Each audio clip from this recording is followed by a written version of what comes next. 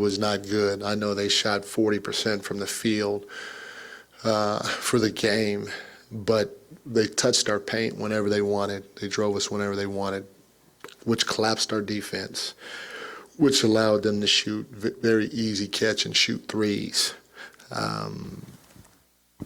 They manhandled us on the boards. I mean, the 15 offensive rebounds for the 18 second chance points, especially in a low-scoring game, is hard to overcome.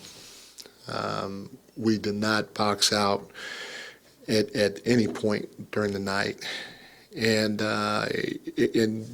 all three of these were our keys to the game. I put our defensive keys up on the TV screen again for our guys to see because we talked about protecting our paint, and they got there easy and sprayed the basketball. We talked about boxing out, and they just manhandled us on the glass. They had 15 offensive rebounds for 18 second chance points. Again, a low scoring game. That's going to be hard to overcome. And then the next thing is whenever we did get beat, we didn't stay on the guy's hip and take him to our help defense. We just reached. We reached, and they had 30 free throws because we reached. So somehow, some way, we have to make up our mind and decide who we want to be because tonight was not a good performance at any level in terms of trying to let the Lakers and everybody else know that we want to get back to where we feel we should be in the standings. Offensively, again, like I said, we reached. They had 30 free throw attempts. Offensively, we had 12 turnovers for 17 points. And most of the turnovers were unforced. And in the second half. We had 12 turnovers for 17 points. Think about this now. They shot 40% from the floor. But for a half, we had 12 turnovers for 17 points that were probably majority of them were unforced. One of the things we keep doing, we keep trying to throw Domas the basketball when a small guy's on him. And we keep throwing him a bounce pass.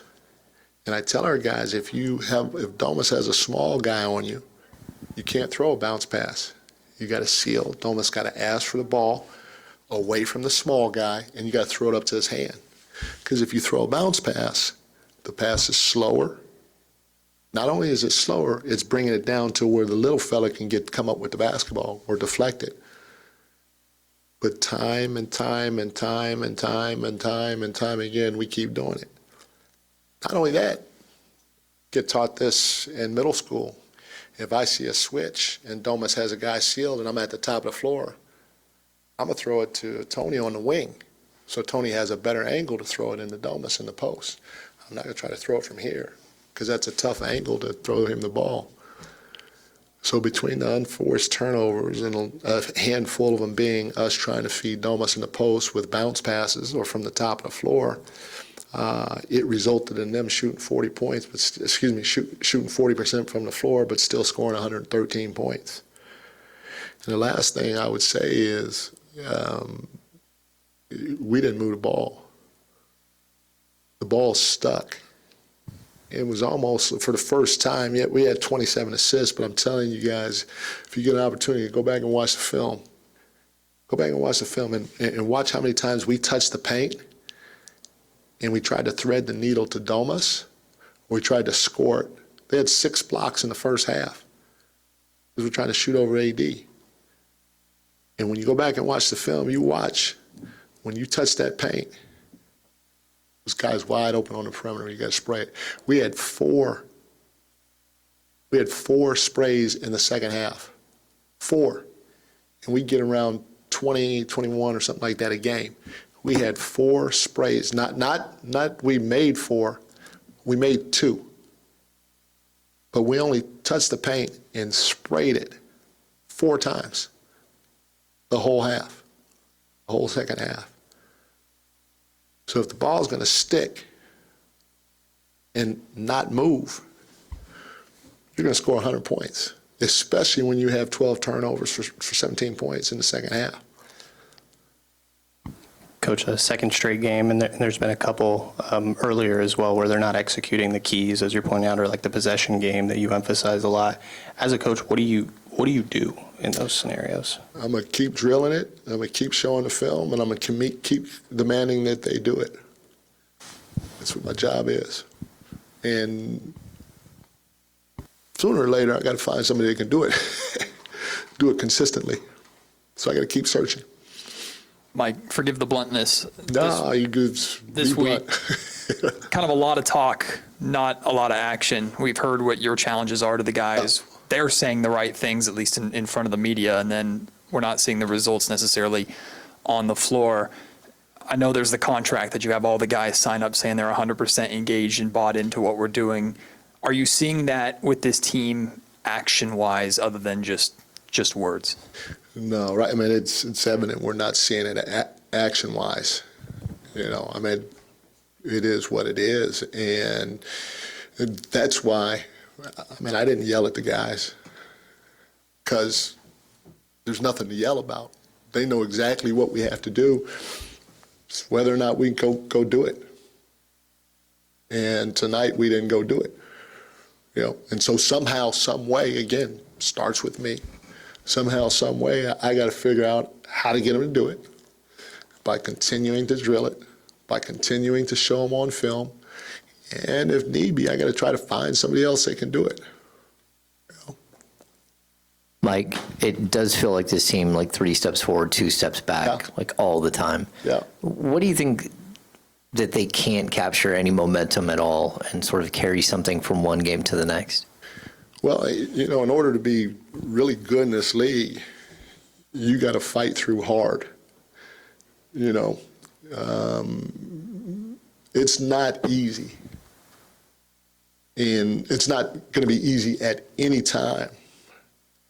And so sooner or later, we have to just make up our mind, no matter how tired we are physically, no matter how tired we are mentally, no matter what the officials are calling or not calling, no matter what's going right or what's going wrong, we got to make up our mind that we're just going to leave it on the floor and try like hell to play the right way on both ends of the floor. Mike, just how do you see your team, you end up with some bad habits, and how do you prevent some of these new ones from compounding maybe some of the things where you just have a laundry list of things to focus on at that point? Sean, we got to keep coaching. Got to keep coaching, point out the mistakes. And in the same breath, I got to keep encouraging, because we have a chance to be good, and you're not going to always climb this way. You're going to take a couple steps back. But some of the mistakes that we're making that are self-inflicted or that have to do with being hard. Like, how many times do we actually go hit somebody and beat them to a long rebound or a loose ball? That's just a determination and willpower that you have to have inside to say, I am not going to let my man beat me to this loose ball. I am not going to let my man get to the offensive glass. How many times were we there and they just grabbed us and threw us out the way and went and got the ball and put it in? Again, you got to have a mental discipline to say, that's not going to happen on my watch. And then you got to go do it. And like I said, I had no timeouts with 4 minutes to go. And literally every time I took a timeout, I said the same thing. Man, we got to box out. We got to move the basketball. We got to box out. We got to move the basketball. Long shots equal long rebounds. You can't turn and walk to the rim. You got to go find your guy. You got to hit him. And then you got to go track down the long rebound or the loose ball. Mike, one of the things that you've been asked a lot about and you've talked a lot about is the slow starts. Yep. And I guess this is maybe just a symptom of something bigger with these other issues as well. But to be down 15-2 after, some of what you've tried to say and emphasize, how disappointing was that? How frustrating is it to see that happen again and again? No, Jay, it's just disappointing. Because, again, we're saying the right things, as a team. We say, hey, let's go hit first. And the guys say it, but we're not doing it.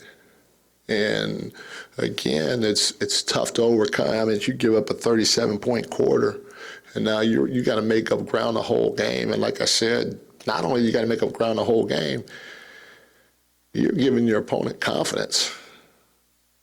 I mean, everybody on that team at the end of the first quarter felt a confidence level that helped them throughout the rest of the game. And until we do what we're going to say, until we do what we say we're going to do, it's going to be a tough go. But the neat part about it is in our control. And if we want to go get it, we'll go get it. Thank you, guys.